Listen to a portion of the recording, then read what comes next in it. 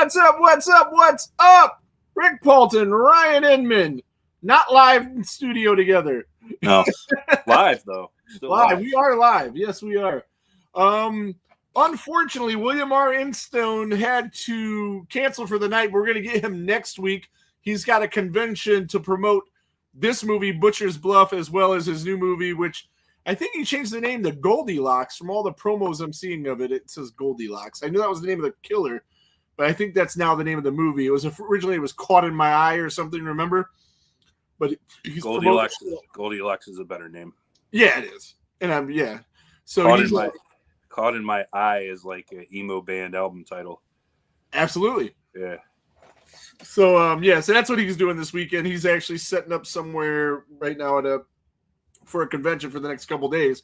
So which one? Somewhere in Texas. I don't know. Well, that's where he lives, right? Yeah. Yeah.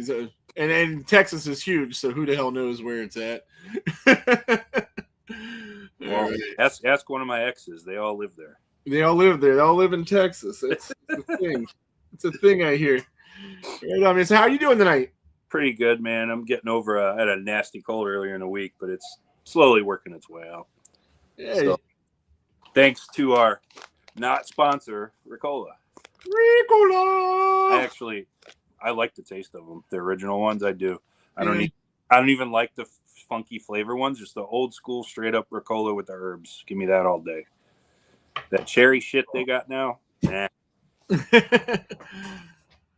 Not a big fan of cough drops in general. Well, I'm not a big fan of having to use them. Yeah, that's usually I'm not feeling good. Right on. So like I was saying, we're going to go to our back burner topic of the Hellraiser series, which it's cool because even just using Hellraiser as a back burner, we got a couple months worth because there's a lot of these movies, man. There's two. I think I'm going out on a limb and say there's too many. Yeah. I don't know, man. I don't know. We'll get into it later, but yeah, I think we've seen 4 so far. This is the 4th one, and I think they made too many. Yeah, I'm already of the similar opinion.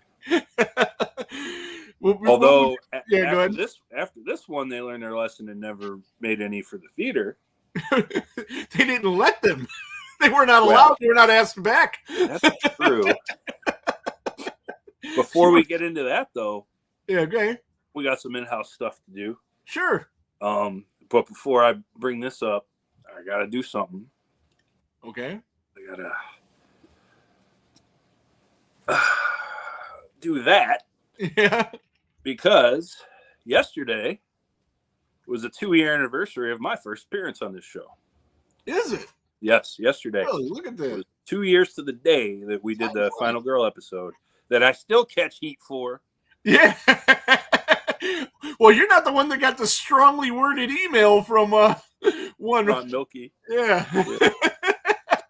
I read it, though, and it was great. It's absolutely fantastic. I'm going to have to post that on the page. I'm going to have to find that and post it on the page. Ron Milky's email to Rick, guys, was the most polite way I've ever seen anybody tell someone to fuck off. So while he refused to do our show, he did it the most gentlemanly way possible. So no hard feelings. Well, he still didn't refuse to do it. What? He said he said we got to change some stuff and maybe he'll do it because at that time it was mostly the audio that was the problem. Because you and I we were brand new to this, we didn't know what we were doing. We had like one mic, it was not set up right, so we could you or I, one or the other, you could hardly hear, probably you. And when he did hear you, he heard you saying that Adrienne King was the 6th final girl, and that did not sit well with him at all. Oh, no, it didn't. And I swore too much. It didn't sit well with her either. In real life, she didn't care. She just hyped that up for the video I asked her to make for you. In real life, she was okay with it. She was real cool about it. I'm sure that she didn't give me a second thought. So. Yeah. But yeah, that was awesome that she did that video for us, which you can see on the YouTube channel. But here's the thing, though. I put someone above her that 99% of people don't. and that's Melanie Kinnaman, and she did our show, and Adrian King has not. So, yay me. Adrian King was going to once, and I believe she lives in Oregon, in the middle of nowhere, and she couldn't get a connection, and it was horrible. But she was going to. Oh, I didn't know that. And she maybe I never even told you about it. I don't know, but she. You're gonna sneak up on me, were you? Jared Haggerty in the house. Halloween Haunts 365. I just covered the St. Patty's haunt from Factory of Terror for them. That is available on YouTube. We shared it on the page. Check that out. Make sure to give them a follow and a like, and check out the video and all that stuff. Factory of Terror, they did a fantastic job. It was a great time. Yeah. See, I'm trying to remember. I think you did 3 episodes before I came on, or 4? I don't think it was that many. It was at least 3. It was at least 3. One. It was at least 3. I did the one for my car. Yeah, and you did one with and then I did one with Ricky. And then you did one with Donald too. We recorded that, but I don't know if we ever even used. Maybe. Yeah, it came out. I remember. Yeah, that was a wrestling show. Yeah, because that's when you still weren't sure of the format. At first, we wanted to cover everything. Yeah, it just not go that way. And this is the way I explain it. Although you kind of, we talked about this early on. We kind of had the plan to just you and I do this together anyway. But the way it played out, it was like you were by yourself, then you were with your son, then with your other son, then it was me, and then it was me from there. Like I fired my kids. Yeah, they did suck. They did suck. BK in the house. He says, walked in late. What's the topic? Tonight we were going to talk to William R. Instone, the director of Butcher's Bluff, but he couldn't make it, so we're going to talk about Hellraiser 4. Bethany in the house. Hey, how's it going? Joshua, what's up, guys? Tiki says, what's up, pimps? We are pimps. So that means that, and I missed a couple of these for Cedar Point and then the day I got my car. But we've also done extra episodes too during the week. So we're over 100 of these things now, and probably 80-ish video. Oh, yeah. Yeah. I got to count that. Once we get to 100 episodes on video, man, aren't we eligible for syndication? Yeah. Syndication. Well, maybe more sponsors, which we do have one. CSR Collectibles. They're doing a signing with Mike. Oh my God, what's his name? The original Art the Clown, Mike Gianelli. Gianelli. Yeah, he's doing a signing with them now, so you can get your stuff taken care of and at a reasonable rate if you wanted to get the original Art the Clown, because he doesn't do a lot of cons like David Howard Thornton does. And he was very good in the role too, I thought. Mm-hmm. It's actually one of the things I enjoyed most about the original Terrifier short was him as Art. Oh, yeah, he was good.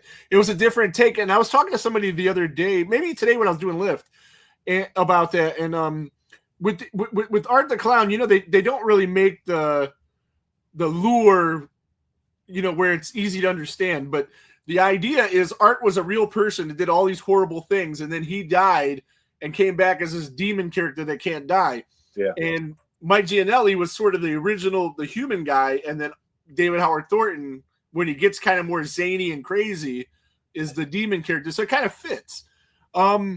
Sean, Philly the 13th in the house says, what's up, fellas? And Jared says he has to count too. He has 90 interviews alone. Yeah, because he's a lot better at this than us. Whatever. Yeah, it's weird. I get checks from YouTube. We do not. I remember the very first episode of this, though, I did with you 2 years ago. Again, for those just tuning in, yesterday was 2 years to the day since my first appearance on this show.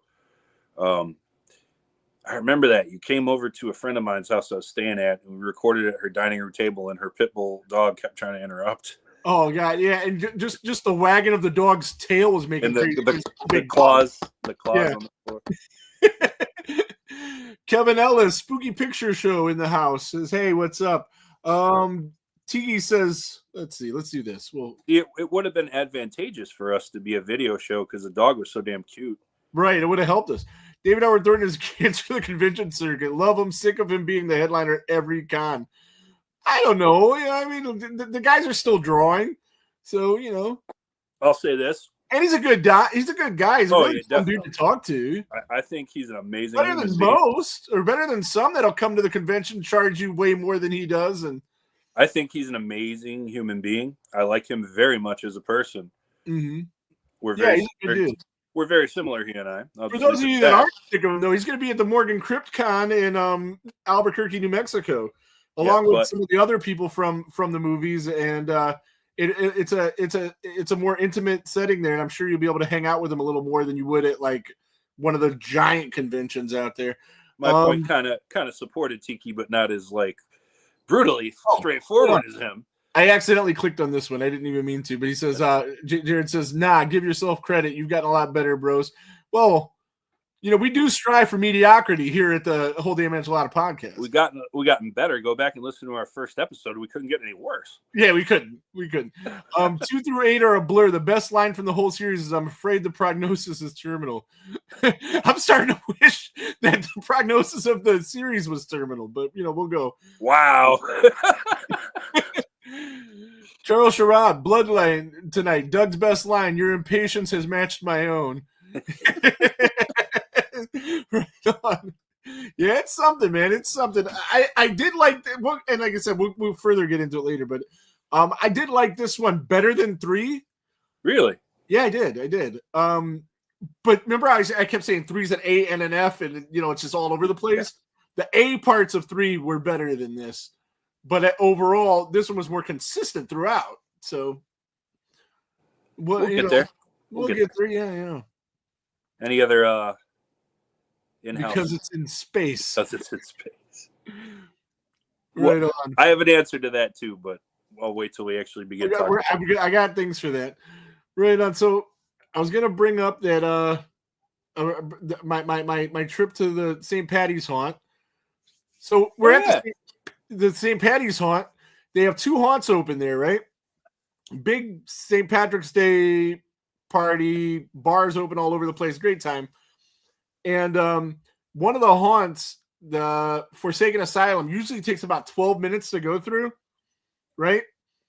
So we go through that. We're getting into the haunt. We're about 3-4 minutes into it, and they have a guy dressed as a zombie St. Patrick, and he has 2 handfuls of very real moving snakes in his hands. Oh. So Paula, my wife, she sees that, and she took the next 8 minutes of the haunt in about 45 seconds. He was gone, dude. The whole thing, dude. If they would have timed her 40 times, she would have got drafted, dude. I swear to God. Is she afraid of snakes? Yeah. She said, what does snakes have to do with St. Patrick? And I was like, maybe do some research. I don't know.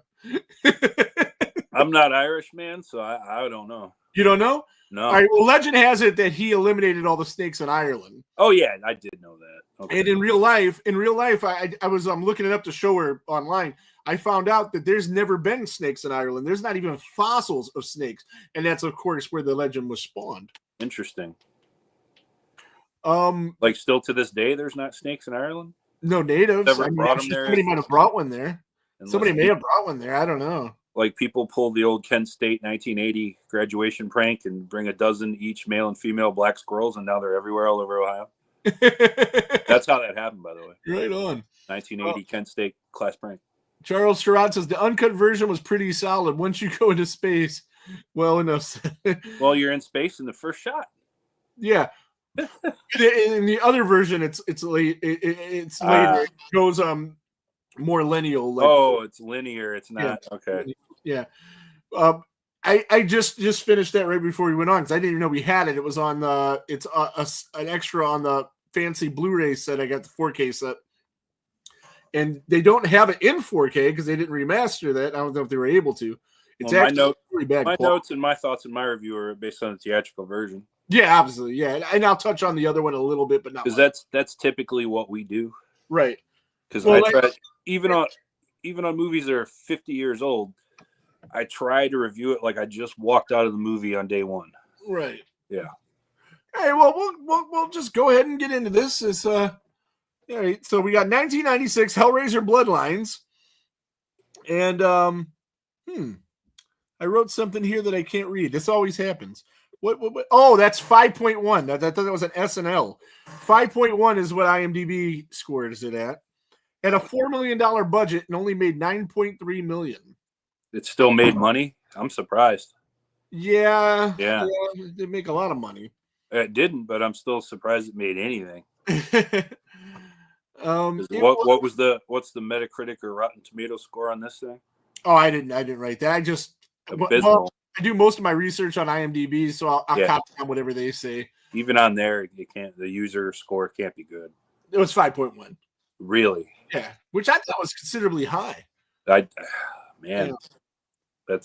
not where I thought it would be. I'll just leave it at that.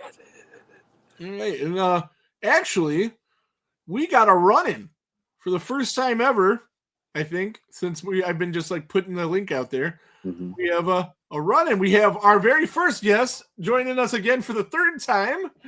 Third time's the charm. Yeah, Bobby Heckman, director of Victim No More and Victim No More 2, and Hellraiser fan. That's it. That's me. Can you hear me okay? Everything good? How's it going, Bob? You sound great, man. It's a lot better than our guys last week, man. They were having troubles with their microphones. Oh, man, it really was. No way, man. I mean, I did so many podcasts in the last few months. I had to get like a brand new. Oh, you got fancy microphone. Yeah, I just microphone on the computer. I think it sounds good. Okay, good. Yeah. You guys sound fantastic on this end. I was saying, I don't even have a microphone. I got this fancy Apple computer, and I just whatever a microphone it uses. And it rides on an iPhone. So you guys good? Everything's good? Yeah, everything's good, man. How's it going now? You're going to be at Creature Feature in a week or so. I am going to be at Creature Feature weekend, and for the first time, I am not. I don't have a table. I'm not like promoting anything. Are you there all 3 days? I will be there all 3 days. Great. I'm only there on Sunday. I'll be there. You'll see me.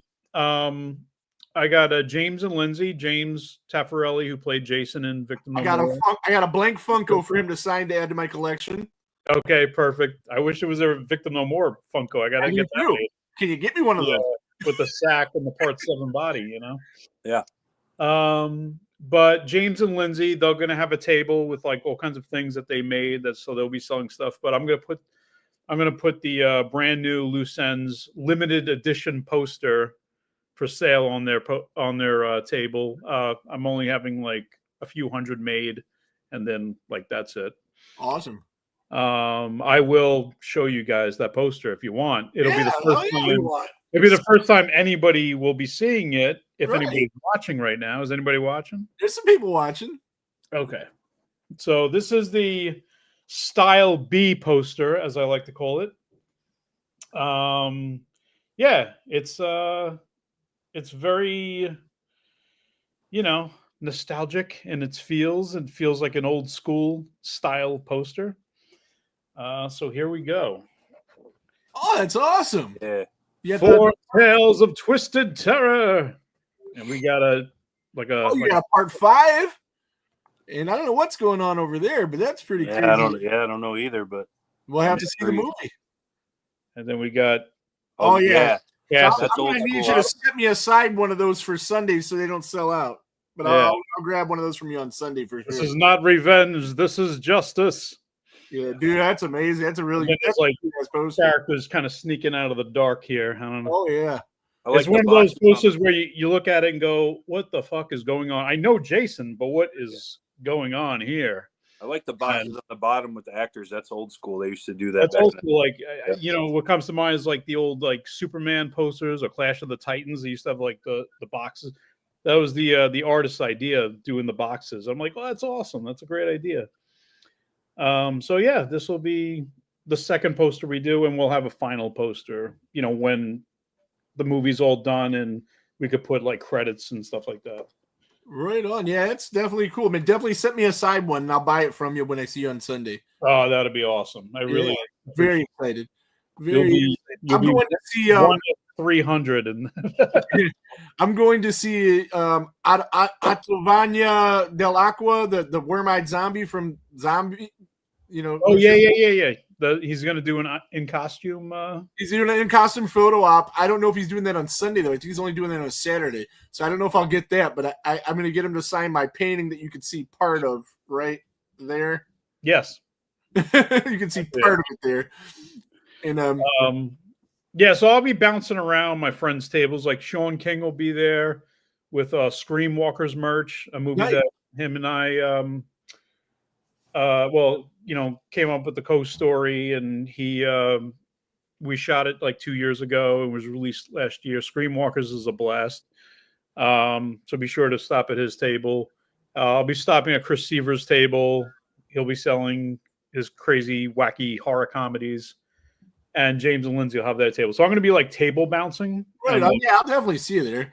yeah, I really want to go just to have fun, watch the film festivals, and like have fun. Go to the food shop. They're doing a screening. They're doing a screening of Wishmaster with the Jinn. He's going to be doing live commentary. I might stop his name right now, but I might stop and listen to that for sure. I hope you have better luck table bouncing than me. The last time I bounced on some tables, I woke up with some money in my pocket, but a warrant for my arrest. So the poster's getting good feedback everywhere. There's like 4 people said that the poster's awesome in the comments here. Oh, but, thank you so much. Right on. So tonight we're talking about Hellraiser Bloodline. You came in right as we just started to talk about it. We were just mentioning the budget.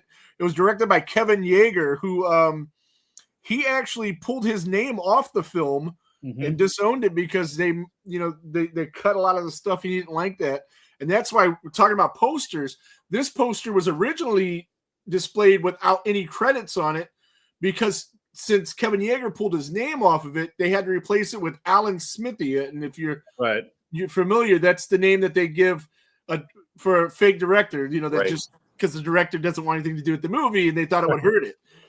So, but Kevin Yeager, he of course he's married to Andy's mom from Child's Play. I didn't know that. Yeah, they met. He invented Chucky. He did the puppet. Yes. Yeah. And then he did special effects for Face Off, Children of the Corn 3, all the Bill and Ted's, 2, 3, and 4 Nightmare. Friday 4, he did some makeups in that. Yeah, a little bit. The Weird Al video, Fat, he did that. Love that video. He did that. Really good stuff. Ding dongs, man. Ding dongs. Absolutely. So then he was replaced, or whatever. Joe Chappelle was originally wanted to direct this movie, but he was directing, I think, Halloween 4. He came in for the reshoots, right? Halloween, Curse of Michael Myers, and And in that same time, 95, 96, he came in and reshot and added a whole bunch of different things to Hellraiser Bloodline, and they were not, that's another reason why Kevin Yeager said, well, this wasn't supposed to be part of the script. What was going on? So Joe Chappelle seemed like the guy to be like, all right, we have the theatrical cut and we got a producer's cut or work print cut with completely different footage. And it's and I just watched that right before. Both of those movies are like, I know there's a good version of both of those movies. I'm talking about Halloween 6 and Hellraiser 4. It's like, I wish I could have my own cut of these movies and just like, all right, well, that I like in this is cool in the theatrical cut. It's like, is there a way of squeezing that together and getting rid of some of the bullshit? And like, there's got to be good cuts. I want the Heckman cut. I want the Heckman cut. That's what we need. Absolutely, the Heckman cuts. We were talking about that right before we went on. How some filmmakers, editing is one of the biggest problems. They don't know what to take out, what to keep, and maybe they, I was watching an independent movie that we're not, I'm not gonna say what, but it's a little bit long, and it just seemed like they wanted to put everything they shot into the movie. Because you shot 3 hours of material doesn't mean you need everything. Doesn't mean the movie needs to be 3 hours. Definitely not. And I like the look of what Chappelle did in Halloween 6 and Hellraiser 4. Like there's cool shots, and like he was cool with like that blue lighting and the look of some of those, it made it seem modern for like the mid 90s. And like, it was, you could see where the style of 90s horror was, where it was going. There was some, I don't know. Yeah, it was just. I'm quite a bigger fan of Halloween 6 than Rick. Oh yeah. But we but we both love us some Joe Chappelle though, because we're both huge fans of the show The Wire. Absolutely. Joe Chappelle directed the greatest episode of The Wire. Oh, is this the penultimate episode of season 3? Yes, I remember you guys talking about that. Yeah. The best episode of the whole series. No. You were talking with somebody. Was it Taffarelli? No. Maybe because we were talking about wasn't he in HBO shows, and he was in Boardwalk Empire. Boardwalk, and then Joe Chappelle directed other HBO shows. Yeah, definitely. He was. Right. That is who we were talking to. He directed some of the best of that too. He became a very prominent TV director. And Godfather of Harlem. That's right, which I still haven't seen yet, but I hear nothing but really good. Really, really good. He's done a lot of those. Yeah. He might be like their main director. Yeah, maybe he's just maybe he was just the guy to come in as hey, can you patch up this thing because it's not making any sense, and the director just quit. Maybe he's that guy that they called to just try and to try to fix stuff. Yeah. But he originally was supposed to be the director, but he was tied up with other things. And when he was done with the other thing, he didn't want to do it anymore. And then they called him to finish it because they had to. I think he was tied up with, doing what he can with Halloween 6. Now with Kevin Yeager, however you pronounce it. Yeah. This was a one and done. Do you think he just had such a negative experience from this that he just never wanted to direct again?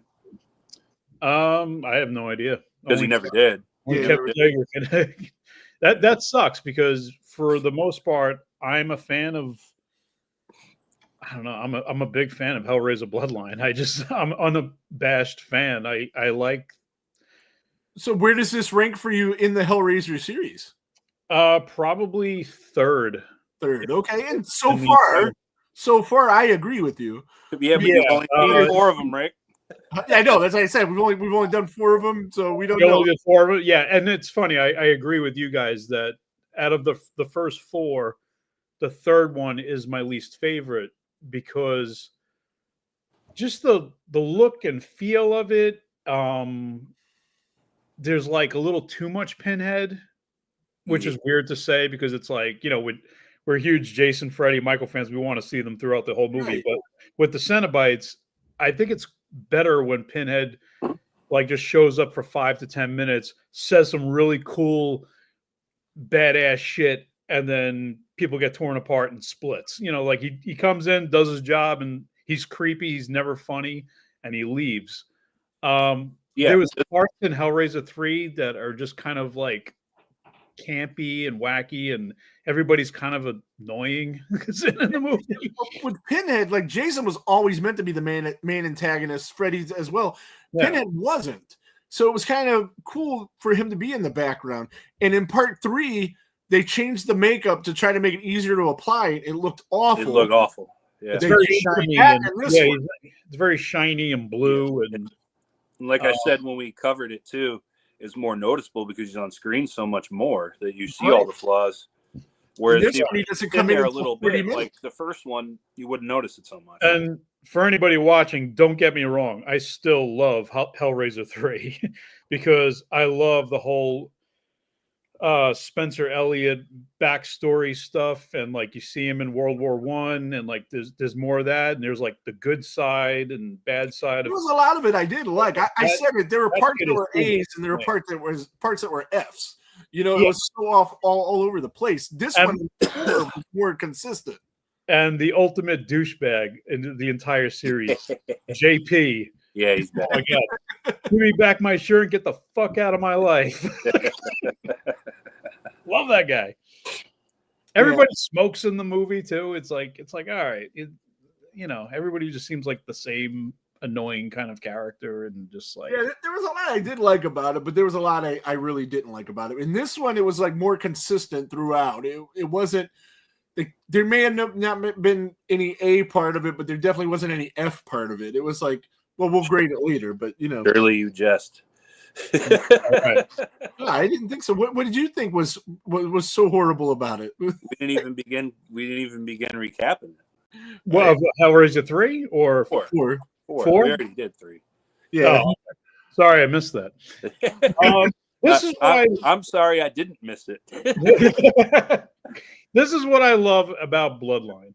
I mean, to me, the story is so epic, and that is the problem with it too, because somehow the movie's like, I don't know, 82 to 85 minutes or something like that. And it's just like, for a story this size where you're covering the origins of the, Le Marchant and the Lament configuration box, and I mean, they're going all the way back in the past. It's like, that's almost like its own great movie. Putting black magic into the box so it opens up always to hell and shit like that, and fucking around with black magic, and it's like you got this such. It's almost feels like it could be like a 3-hour epic, because you got like the first part of the origin, then you got present day stuff, and you're following the bloodlines throughout time, and then people say, "Oh, it's Pinhead in space," but he's really only in space for like less than 20 minutes of the entire movie. Oh, 20 minutes is more than a third of the movie, right? Or about a third of the movie? Yeah, I mean, well, if it's 80-something minutes, then yeah, it's a fourth, okay. Quarter. The third act. The third act is, way in the future. I personally don't have a problem with the horror icons going to space. No, well, and it's not certain. I mean, like, if you're talking about Jason and Leprechaun, those sci-fi comedies, this is still like pretty serious. Right. Yeah. He just happens to be in space, but he's still himself. Like, now I'm gonna talk some shit about this movie. But I will defend the space element of this, because it did it very well. It took not that I'm not saying that. I'm saying it makes sense though, because it takes place so far in the future. Right. And this guy's on a ship because he's wanting to do this isolated.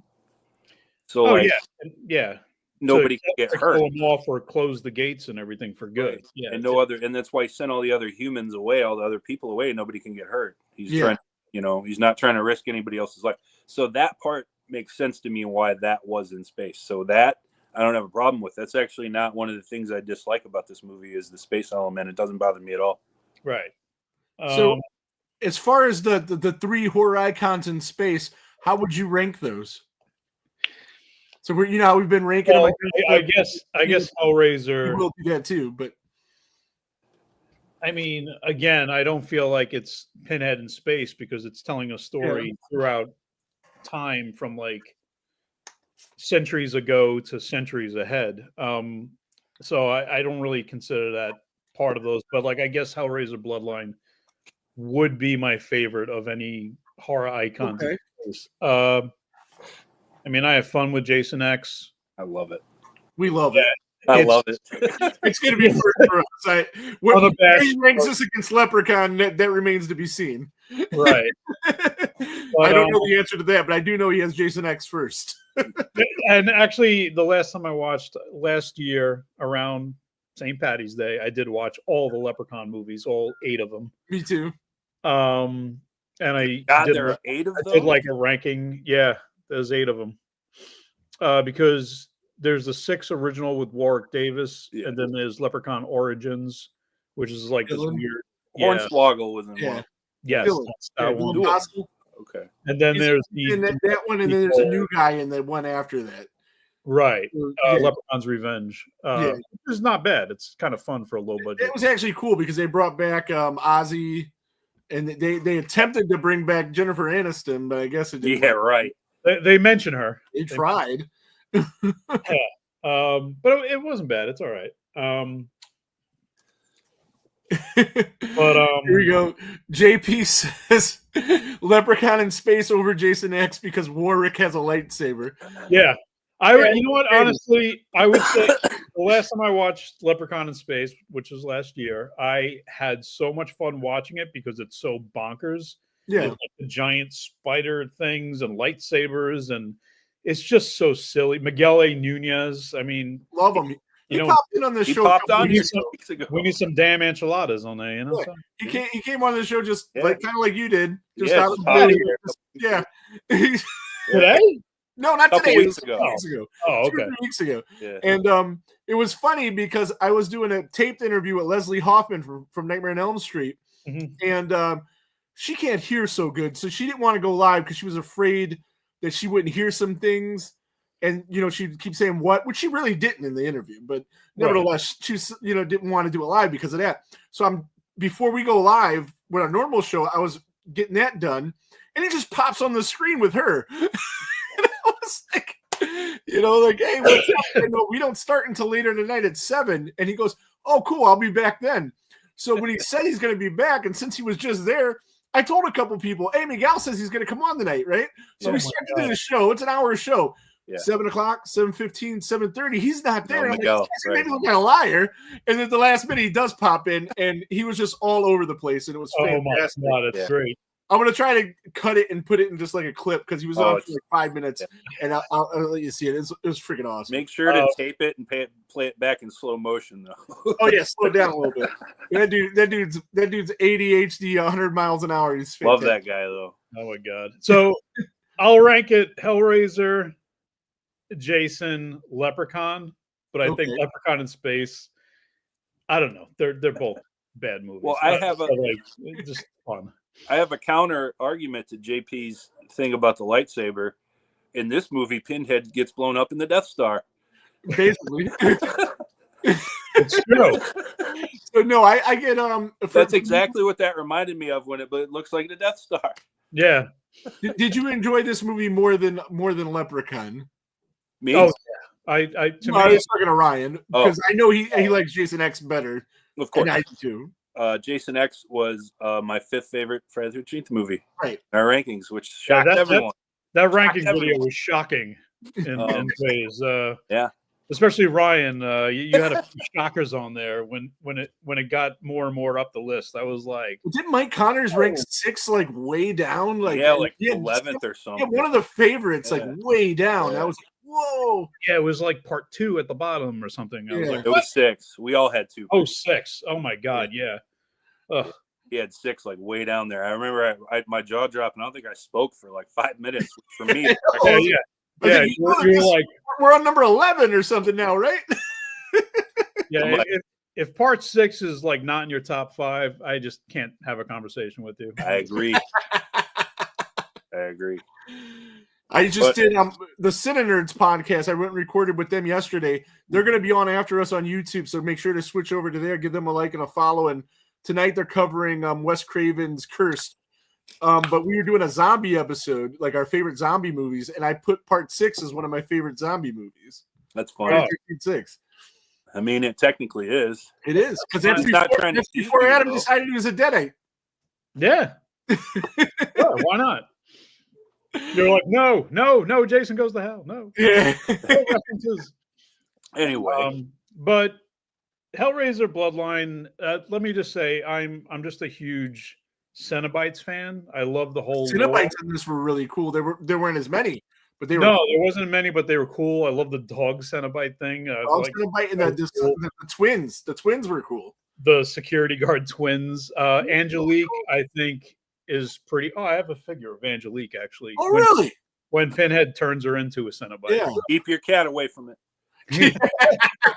Yeah, it'll be broken any second now. Yeah, no doubt. Yeah. Oh, he was being a little bastard today. I had Catherine Mary Stewart came over today. Oh, right on. So we could talk about what she's going to be directing in the new movie and just a director's meeting.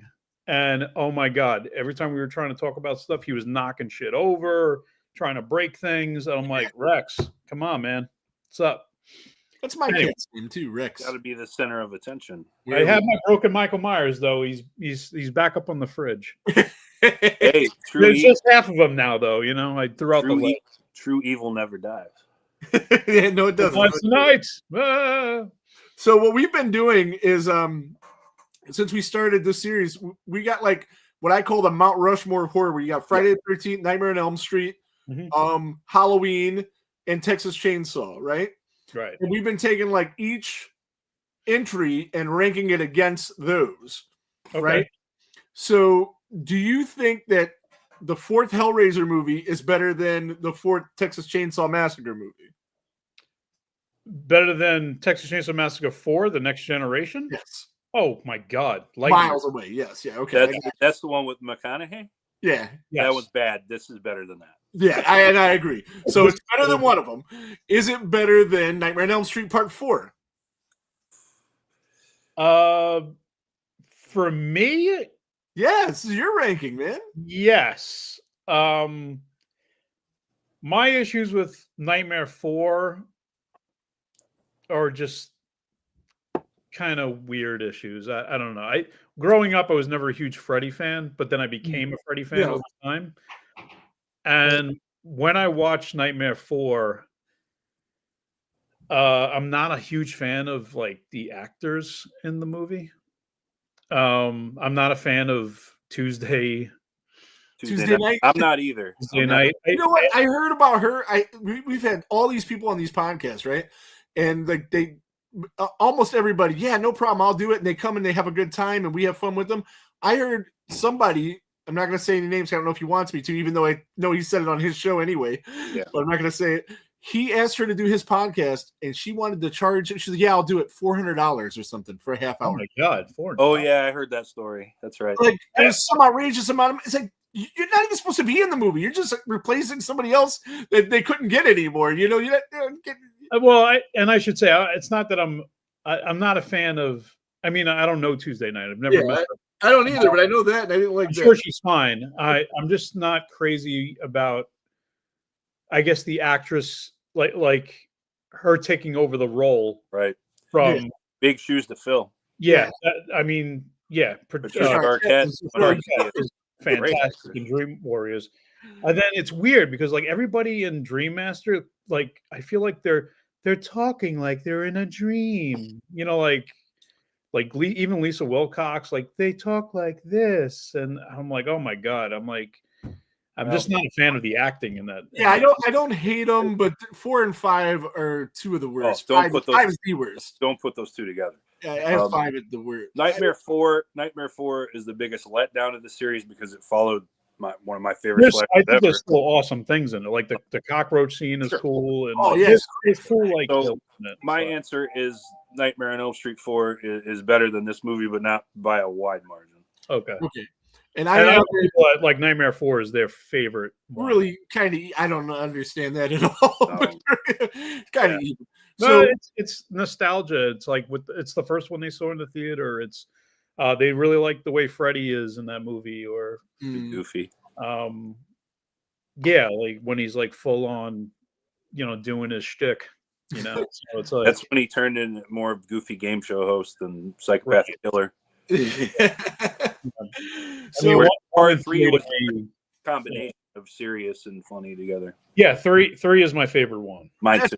Most people 1 and 3 are just not my favorite. Yeah, I go with one or New Nightmare depending on my day. But that would be my third favorite. Yeah. They're all 3 amazing. So Friday 4 not even a chance, right? So what about you? Is this better than Friday the 13th Part 4? Fuck no. Yeah, definitely not. Friday 4 and Halloween 4 are way better. I like Halloween 4 a lot better. I think Hellraiser. We're all in pretty much agreement there. What did you say about Nightmare 4 though, Rick? Did you like that or this better? I didn't hear you.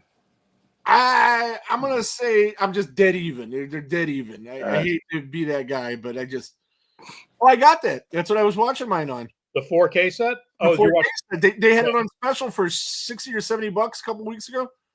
Yeah, this is an amazing set. I have the different cover though. Chatterer. Oh, really? Yeah. Okay. And it's the 4K set, right? With the first 4 movies? Yep. And it's got the little book and stuff. Oh, yeah, it's awesome. Yeah, you had 2 options. You could get the one you got or this one, and the other one. I was like, I went with the other one just to be. So I thought it was interesting to me because I just watched this movie again. I watched it last week and I rewatched it again today. Mm-hmm. And I've seen it before, but it's been 20 years. Yeah, since I watched this thing, and I totally forgot. Like every other year. I totally forgot that Adam Scott was in this before he was famous. Before he was famous, because the last time I saw this, Adam Scott wasn't famous yet. Right? So yeah, you didn't know who he was. I wouldn't know who the fuck Adam Scott was 20 years ago. And he's not funny in it. No, that's why it was interesting because he was in such a serious role, in a horror role. Yeah, and it's weird with the Adam Scott thing, because in the theatrical cut they don't explain at all. Like, it makes sense why Angelique is able to just live out in the world for centuries or whatever, because she's like just shows up, yeah, demon using the body. But like, it's like, why is Adam Scott living for centuries? So that's explained a little bit in the work print version that Rick just watched, I think. There's just, it's said in like one or two lines when it's modern day and Angelique kills him. Mm-hmm. It's explained that, like, through some black magic shit, he's able to survive and live longer. But like, the theatrical cut cuts so many of the logical things that you're questioning, and is just cut out of the movie or was just never filmed. So it's like, all right, well, I guess you just got to use your imagination and put your suspenders of disbelief on. Interestingly enough, too, and this would not have been on my 2025 bingo card, this is the second horror movie that we've covered in the last like 5 weeks that had Adam Scott in it. Oh, really? The Monkey. Yeah. What movie? The Monkey. New movie. Oh, The Monkey. Yes. Yeah. And I didn't even know he was building it or anything. And he's the first person you see on the screen. It was a surprise to me when I went to the theater because I went in kind of cold. Yeah, me too. So, I went in kind of cold. And I'm like, that's Adam Scott. Am I in the right theater? Should I get ready to laugh? Because I actually like Adam Scott's like dry humor. I like a lot of the stuff he's done. Yeah, like, me too. I'm a fan. You ever see Party Down? I'll just throw that out there. Yes, I've seen Party Down. It was really funny. And there was a movie that was on Netflix called like Little Evil, where he has like a little evil kid. And that was kind of I don't know that one. Oh, it's like a horror comedy. It's pretty funny. It's like The Omen, except Adam Scott's in it, and it's funny. That's horror adjacent too? Wait, what? It's like a horror adjacent kind of movie, like a horror comedy? Yeah, it's like a horror comedy. Okay. It should still be on Netflix. Maybe Adam Scott just likes horror then. Oh, I'm sure he does. Yeah. I wonder I think how many people actually approach him about Hellraiser 4 like in 30 years later, I'm sure he's signed a few posters somewhere. I'm sure he gets a kick out of it. Yeah, and he'll be probably doing more cons since he's in the Monkey. Instead of doing 10 million Parks and Recreation like things, and then all of a sudden he gets at least it's interesting probably for him. Somebody mentioned. Right. So, but that was one person I was surprised to see, and the other was Kim Myers. Yeah, from Nightmare on Elm Street. Yeah, I just listened to a podcast with her in it, and it was a great episode. The podcast. She's gonna be at that convention that we're going to in Cleveland. I don't know how far you live away from Cleveland. Long Island's pretty far. They're doing a pretty big Nightmare on Elm Street thing where they have Mark Patton, they have Kim Myers, they have like people from Part 3. There's like 12 Nightmare on Elm Street guests and other people too tied to Wes Craven. Yeah, and it's funny. She's kind of in like 2 major horror franchises, right? And kind of like in chapters, I guess, if you want to call the films. 2 of them that are kind of like half the people love it, half the people hate it, and that's exactly how people feel about Nightmare 2 and Hellraiser 4. And she has key roles in both movies too. And she has key roles in both of them. Like, right, people like love or hate both of those movies. Or it's like the Friday Part 5 thing. It's right. My library lesson and/or fact, whatever you want to call it, for the day actually involves her. Okay. She is the only actress or actor to appear in a Hellraiser film, a Nightmare on Elm Street film, and an episode of Seinfeld. Nice. Which is another thing I love. Wow. Is she also the only actor to appear in the 2 if you took out Seinfeld? Or is there somebody else that has done that? I don't know. There's a few Friday people that wound up in Seinfeld episodes. Now, the young lady from Part 3 Hellraiser was in a Seinfeld. Oh, yeah. We talked about that, but she was not in Nightmare on Elm Street. Was that Terry Farrell Yes. okay, yeah. See, her episode of Seinfeld was a more prominent one. The Outing. That's like one of them. I don't know if you're a Seinfeld guy. You're East Coast guy. I am a Seinfeld guy. I'm I Larry David and Seinfeld fan. Yeah, I can tell by talking about Bobby. He's definitely a Seinfeld guy. Doug Bradley, another movie with Bloodlines in the title. Wrong Turn 5. They made 5 of them damn things. God. No, they made 7 of those damn things. Oh wow. Well, let's hope that doesn't come up for our franchise review for a while. Well, I know what we're doing after this one, but let me go on a rant real quick about the title Bloodlines or Bloodline. We need to get rid of this word because I can name like 10 horror movies now with that title as like a subtitle. There you go. Wrong Turn 5, Bloodlines. Day of the Dead Bloodline. There was oh my god, Final Destination 6 that's coming out is called Bloodlines. Yeah, it is. So let's just stop it. I think there's so many. I'm just like, can we get really Final Destination 6? We couldn't think of another name. I think it should be eradicated altogether, the term, because it got so played out in other realms too. Oos! 5-year storyline. Oh my god! Yeah, that's funny that Doug Bradley though is in Wrong Turn 5, which I just recently watched all those too. Oh god! So I'll say this though: Kim Myers' Seinfeld episode, the soulmate, wasn't as prominent as Terry Farrell's was, right? But she's in one of the all-time funniest scenes, and it's that scene in the bookstore where Newman's giving Kramer the lines like Cyrano to like try to. I thought it's like one of the most all-time funny scenes in that series. I think. Yes, and the guy just said Pet Sematary Bloodlines also. Oh my god! 2 years last year. There's just tons of them. All right, so Ryan, you do your 3 favorite things and 3 least favorite things, and we'll let Bobby do his 3 favorite things and 3 least favorite things. All right, about the film. I'll do my 3 favorite first. Okay. And we already just talked about 2 of them, and it's the people. Number 3 is Adam Scott. Is just cool to see him in something different, and I totally forgot he was in this.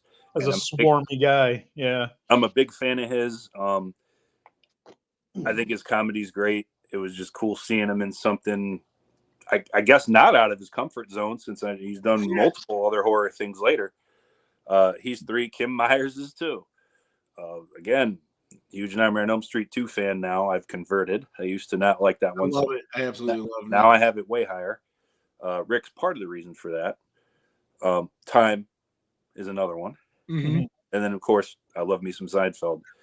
My number 1 favorite thing, and there's like several of them people commented on. I can't really narrow it down to one, but if I had to be, it would be the Pinhead line, "Do I look like someone who cares what God thinks?" Oh my god, yes. That line.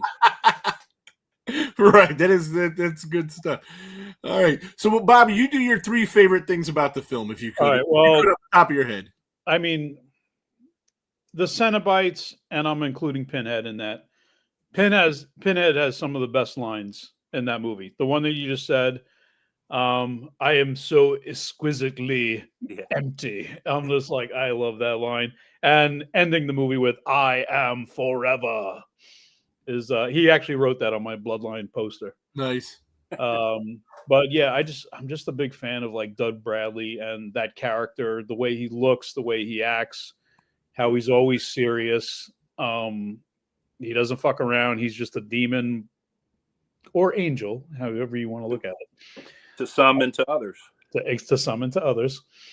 Again, I love that lore. I love that stuff.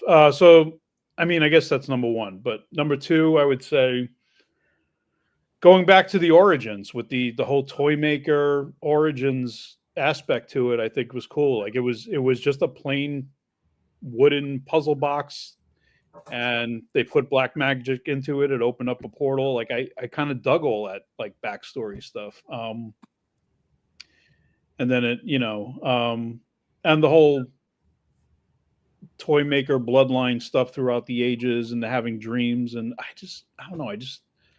I kind of dig all that stuff. Again,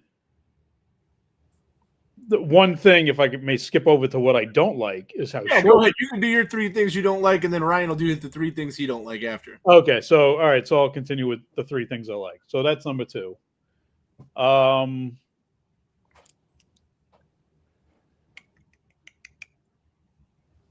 I guess the whole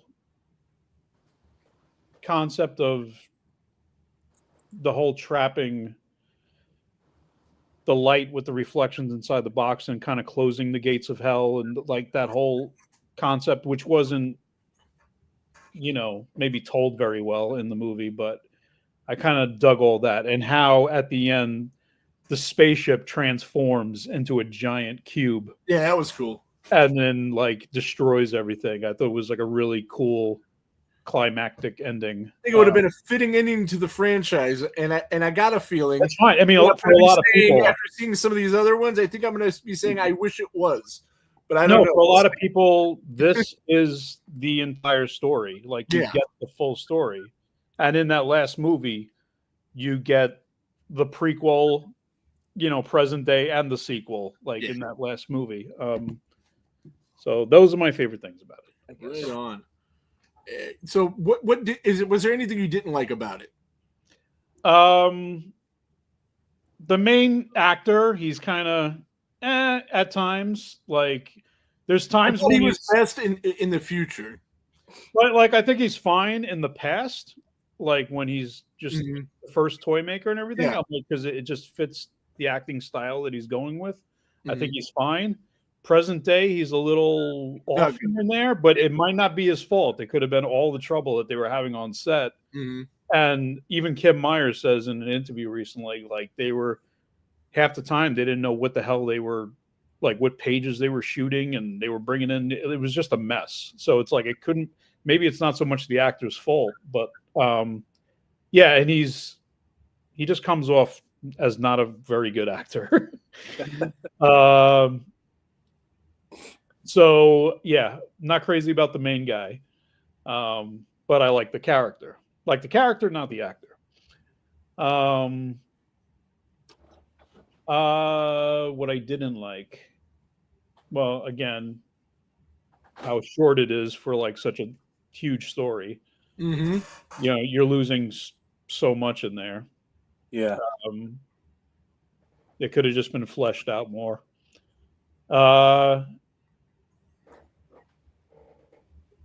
Trying to think of a third thing. If you can't, you don't have to. No. I mean, well, Ryan might say something. I'd be like, "Oh yeah." Go ahead, Ryan. Go ahead with your bottom 3 things of the film. All right, my bottom 3 things, and you guys are going to disagree with this first one. All right. I hated the twin security guards. Oh, I liked them. I thought they were a little goofy. They were like Halloween 5 cops. That's what it reminded me of. I hated them too. I hated them too. Yeah, I like them too. All right, yeah. Now, if this film had a different kind of tone, that'd be one thing. But this film was very serious. It had a very serious tone, and it just felt shoehorned. Just like the guy with the cheesy wannabe Freddy lines at the end of Hellraiser 3, it didn't work for me, and I hated him too.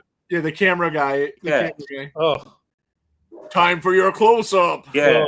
Oh. They were cheesy throwaway like Freddy lines that hit the cutting room floor, you know.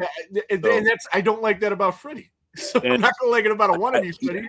And I didn't care for the twins Cenobite that much either. I did enjoy the female one. I thought she was pretty badass looking. Yeah, I love Angelique. Yeah, her Cenobite form was pretty sweet. But I didn't care for the twins, man. There's really nothing to them. They're just dorks. No. You know? And it's weird that they came back at the end. Yeah. Really? Those twin Cenobites are still hanging around all this time? Yeah. And then they get the one little kill at the end, and it's just, who cares? Right. So that's number 3 for me. Well, I didn't like their CGI kill so much, but I did like their look. Number 2 for me, and this one was the score. It just felt really flat. Like it had no life to it. It's hardly memorable. I only remember it now because I just watched it again. And I feel like with a punched up score, man, some of these moments could have been more impactful. Oh yeah, no, absolutely. There you go. There's my number 3 right there. The score. Yeah, it should feel so epic getting near the end. And I mean, you listen to the score for the first and second movie, and it's that what's his name, Christopher. I don't know, the composer. Love him. Yeah, like that guy. I mean, that score is amazing. Like it's like that's the score that should be going on. And in part 3, they used a little bit of the pieces of that. In this one, they did, and it was all original. And I feel like, and it's weird, the most like epic parts of the score is when they're in space, which I felt that should have been more minimalistic because he's out lonely in the middle of nowhere by himself. Except when the part explodes. I would have toned down the score in those parts. Christopher Young, by the way. Yeah. Christopher Young, thank you. So yeah, the score for me just sometimes the score doesn't add. I think the score actually took away. Yeah, I can get behind that.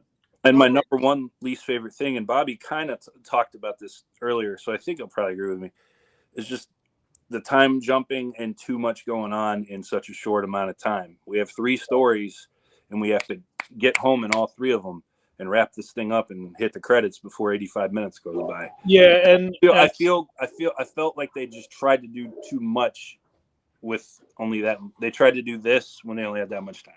Right, and like Game of Thrones season 8. There you go. They tried to do they tried to do this and that with that much time. Yeah, and normally when it comes to horror films, I'm kind of like all horror movies should be like 90 minutes or less. That's Rick right there. Yeah, 90 minutes or less. Normally, but I think we could have used another at least 20, 30 minutes in this one. Yeah, no, this is like the one case where I'm like, you know what? I wouldn't mind watching a 2-hour version of this. Just another 25 minutes, and I would have been satisfied by the entire story if it was fleshed out in the areas it needed to be in. It would have been the only Hellraiser movie. I'm like, all right, this is the 2-hour one. Great. You know, it's too big of a story for what they were trying to do. Yeah. All right, gentlemen, let's grade this sucker. Yeah. All right, we'll let you go first. How do you guys rate? I don't. You go letter grades. Oh, the A through F. A through F, yeah. You give it pluses and minuses also. You know, if you're split. So it's A, B, C, D, F. Is that what it is? Yeah. Yeah, just like school. Right. Like 1978 Halloween is an A plus, and Jason Goes to Hell is an F minus. But that's my this guy. And everything else is me. He does not speak for the entirety of the whole damn enchilada podcast. All right, I'll because I do have my own rating system of all the Hellraiser movies. It's actually laying around somewhere. Because I just watched them, I think, at the beginning of whenever I got this box set, I watched all of them. Mm-hmm. So I'll give. You do like A plus. Yeah, if you want A minuses, A pluses. Sure. Yeah. All right, I'm going to give it a B plus. Okay. Fair enough. It's almost there, but and I give the same to Hellraiser 2 probably. I feel like almost it's Hellraiser 2 I like more, but it's all right. Maybe Hellraiser 2 is like an A minus then. I think Rick and I both graded Hellraiser 2 a straight B. If I in the B's, somewhere in there. Yeah. So you're right in the neighborhood with that. To me, the first Hellraiser movie is especially after this last time watching it, is a perfect film. We gave it an A. Yeah, it's an A. Originally, because we covered this on our first ever live show that first video episode was Hellraiser. We redid it because we had just seen the 4K version in the theater. Yeah. And since we decided to do this franchise, I edited my grade. I thought it was a little bit better than what I gave it originally. Originally, I gave it a B minus or a B plus. You gave it a B plus. I gave it an A minus. It was the first time I graded a film higher than him. Yeah. So with this one, where are you at with this one, Ryan? Okay. It's tough for me because I did like some things about this, but the things I didn't like about this, I really didn't. It feels like a movie I'll never need to watch again. Is it the worst thing I've ever seen? No. Is there probably going to be a Hellraiser movie I like less than this going forward? Probably. I'd almost bet on it. Probably multiple. I'm kind of scared that there won't be Hellraiser Revelations. That's my least favorite. Hellraiser 1 is an A minus. Hellraiser 2 is a B. Hellraiser 3, I gave what, a D+ to? D+. And I gave it a C. I think I'm right in that neighborhood for this one too. Give it a C. Come on, just bump it up a little. I can't. Ryan's a very harsh critic, man. Okay. I'm gonna go D+, the same grade as 3 on this one.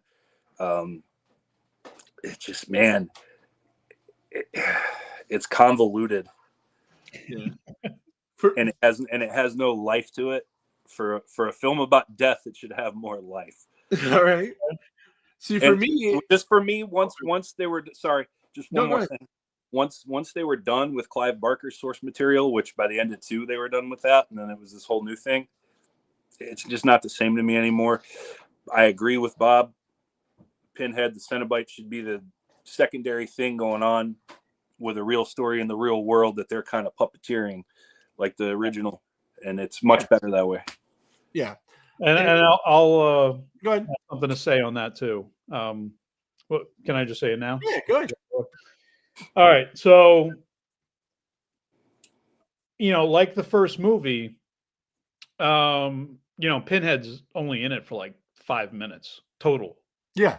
Like he comes in, near the end and he says some stuff.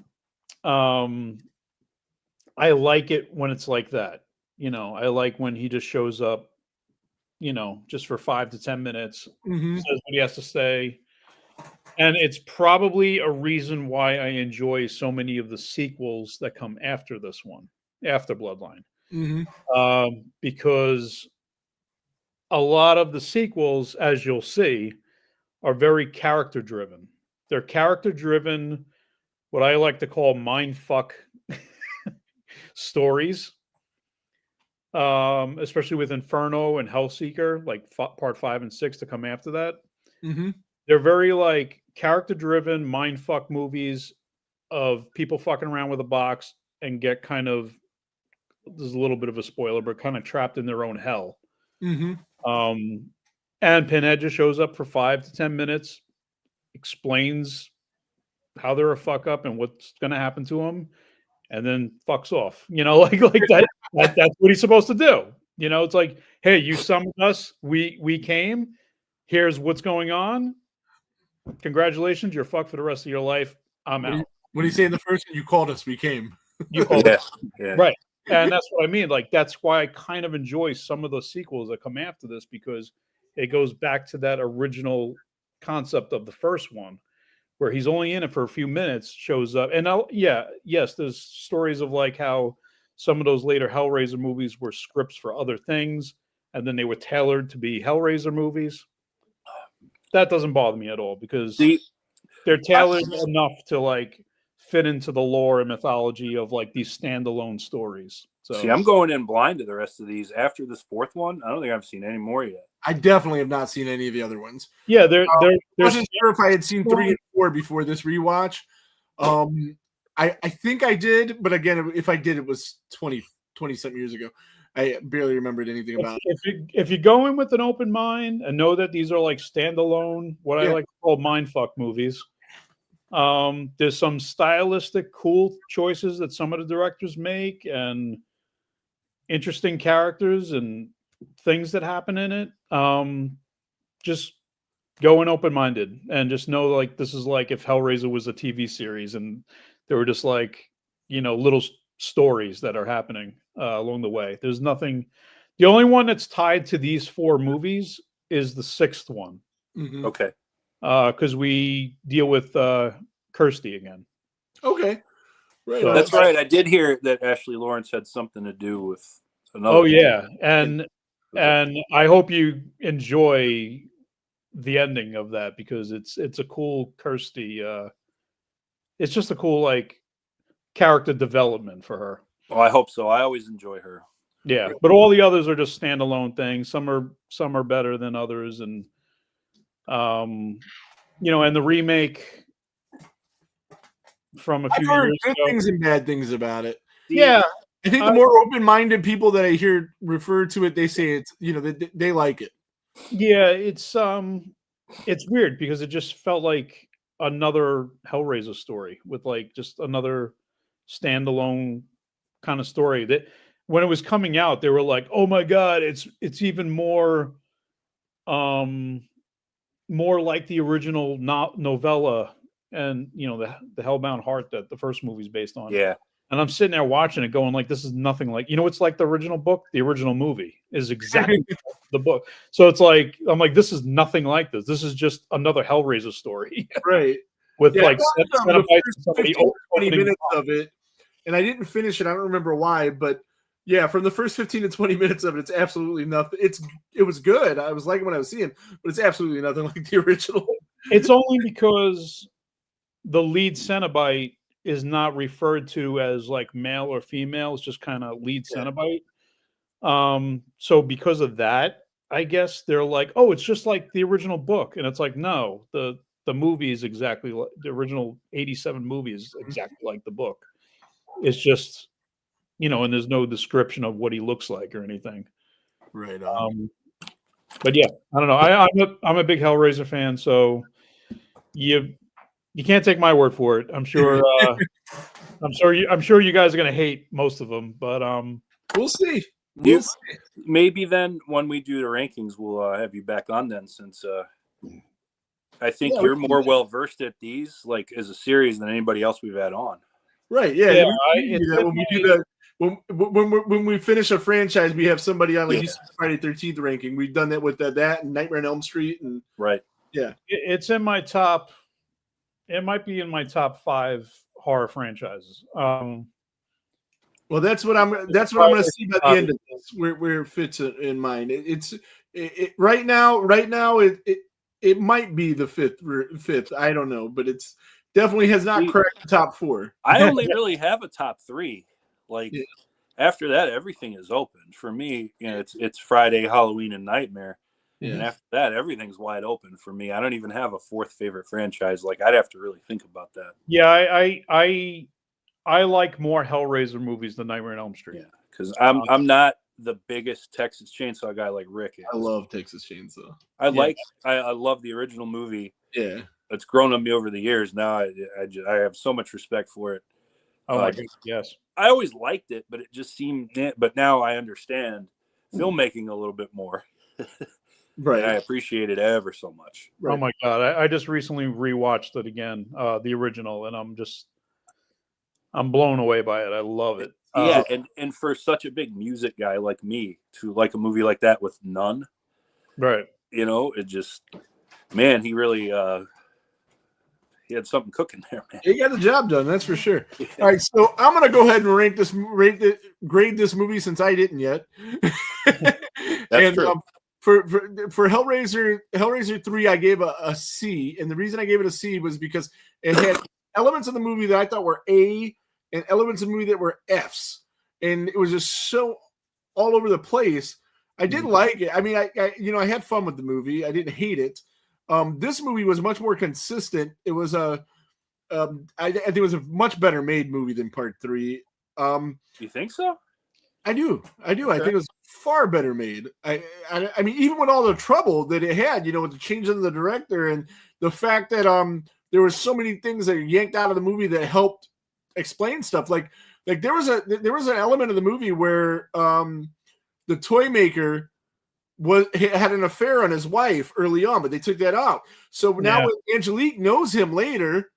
Yeah. And that whole thing happens. That doesn't make any sense. Well, I mean, we only have 85 minutes. They would have kept that. We only have 85 minutes. Let's cram in even more story. Yeah. And make it a little longer. Keep that stuff in there. And then, and the work print does, there's more explanation for things. Yeah. But then they cut out things like how the original guy that put the black magic into the box or whatever, the rich guy, like he like they didn't show how he got killed. Nope. In the theatrical. No, it didn't. No, Angelique tears out his heart, like in the workman version. It's like, all right, well, we kind of need that. We need to show that guy dies. Yeah, for me though, like you kind of glossed over it. Well, not glossed over. You explained it because it was just they glossed over it in the thing how Adam Scott survived for so long. Yeah, it's like all right, you're leaving shit that's important to the plot to make it make sense, out of the movie, and just leaving things that are in there that, like, say the 2 security guys, like, we'll cut them out and put like stuff that makes sense back in. I wouldn't have had a problem with that. How the hell they're making these things. But yeah, so I'm gonna go with this one. I'm gonna go C+. It's better than 3. It's nowhere. It's not as good as 1. It's not as good as 2. Nowhere near as good, as a matter of fact. But it's slightly better than 3. I like it better than 3. Yeah. Okay, I guess that's fair. Like I said, I can't really decide between the 2. They're both pretty even for me for different reasons. Mm-hmm. Patricia in the house. She says, "Hi guys," and then she says, "Rest in peace, Wings Hauser." Yeah, Wings Hauser died today. That I know him only as Cole Hauser's dad. Yeah, Wings Hauser did a lot of crazy B movies in the 80s and 90s. Well, that explains why she knows him, because she's really big into the B movies. And yeah, so she's my best friend right now. Yeah, she's awesome. But she's awesome. She should contribute to Loose Ends Victim No More Part 2, the campaign. Absolutely, yeah, definitely do that. Loose Ends, and Bobby's going to be at Creature Feature Weekend next week, floating around. You can check him out there. I'm going to be there on Sunday, so you can look out for me. And everybody on there, like and follow Victim No More on Facebook. Yeah, definitely do that. Thank you. And yeah, so I guess we're going an hour and 17 minutes. We're going long today. So we're going to get out of here because I got some stuff to get to. And thank you, everybody, for coming on. Thank you, Bobby, for coming on and helping us out with this. And great. Yeah, just monitor the page. And, you got that link, man. Anytime you want to drop by for whatever reason, you want to holler at us about something, just. This was just coincidence. I had off today, so this was like perfect. Yeah, I'm glad I caught that you were doing this. I was like, oh my God, I want to talk about Hellraiser Bloodline. Some of the coolest and most fun episodes we had were when we had last minute cancellations. And we do just unplanned, unexpected stuff, and it works. Like Kevin from the box. I'm just losing my mind. We're just talking about him. Kevin with a long last name I can't pronounce. Oh, Ben Henry? Yeah. From Basket Case? Basket Case. That's yeah. Oh, yeah. Oh, yeah. He came on. Lauren Marie Taylor canceled. Lauren Marie Taylor canceled. She postponed. No. She didn't cancel. Well, yeah. And then he jumped in with like an hour notice. And that was a really fun episode. He got back to an email that I had sent him forever ago. And he was like, hey, I'm like, you know what? As a matter of fact, can you do this tonight? And he was like, yeah. Yeah, that was great. Yeah. Kevin Van Hentenrich. From Lauren Marie Taylor, by the way, will be in Victim No More. Will be in Victim No More too, yes. See, I put that on a T for you. and I'm sure we'll have her back on when she does the film, and we'll talk about that. And so I need to get my ass to the East Coast so I can get some associate producer credits already. What do you guys rank Killer Tomatoes Eat France? I'm doing this for the people watching. Wow. I'm sure Patricia probably has that in her collection. But anyway, so we're gonna get out of here. Next week we have Next week we have William R. Instone, the director of Butcher's Bluff. And if you guys get a chance to watch his film, it's available on iTunes and Amazon. If you rent his movie or buy his movie and you send me proof that you did so, I will enter you into a contest to win something. I don't know, something cool. Friday the 13th memorabilia that I have laying around. Maybe one of the 8 Kane Hodder signatures I have or something like that. So if you could do that, that'd be awesome. So we'll have him on to talk about his new movie. I checked it out. It's a nice throwback to 80s slashers. Pretty cool movie. I like the killer's look a whole bunch. Hogman. Yeah, the Hogman. Yeah, it's good stuff. So we'll have him on next week. The week after, we might have something because Cinema Wasteland is going to be in Cleveland April 4th, 5th, and 6th. So somewhere around there, we are going to have certain celebrity guests that may or may not be at Cinema Wasteland doing something with us. So you'll have to watch the channel for that. There's nothing locked down in stone, but, supposed to hang out with some of those guys, and we'll see how that goes. And on that note, you got anything else you want to add? You, Ryan. Oh, me? No. Me? You waited long enough for me. All right. You have something else you want to add real quick before we get out of here? No, I just want to say, just the topic, Hellraiser, just, going forward, again, like this is where the series ended, Bloodline and then it's just standalone episodes. Just keep an open mind, because you might enjoy acting or how it's shot or different aspects or different things like that. Yeah, at least the first part 5 and 6. Just keep an open mind. You might have a good time with it. Again, they're like, I call them mind fuck. People trapped in their own hell. Kind of. How many more films is Doug Bradley in? At least He's in the first. He's in 8 of them. So his run ends at Hellraiser Hellworld. Okay. Starring Henry Cavill. Oh, nice. Cavill, yeah. That's a big action. Superman's in it. Wow. And that movie has like they all have like really weird. Zack Snyder direct it? As what? Did Zack Snyder direct it? No, he did not. Get out of here. Well, no, because he has done horror movies before he got big. He was, he did the new Dawn of the Dead. He did Army of the Dead. 2004. No, yeah, Brad Dudley. I mean, he was going to be in the 9th one, Revelations, but thank God he wasn't, because the story is pretty terrible, and they just shot it really quick to hold on to the rights. But then I like Judgment that comes after that, and then there's the remake. Right on. So there's 11 movies total. 11 of them. Wow. Well, I'm looking forward to at least the next one, and then I'll take it on a case-by-case basis from there. That's it. Case by case. There you go. All right, so I'm going to get out of here so I can go watch the Cine Nerds podcast and talk to those guys. But thanks for coming on the spur of the moment there, Bobby. And I'll see you on next Sunday. And Until next week, boys and girls, there goes the neighborhood.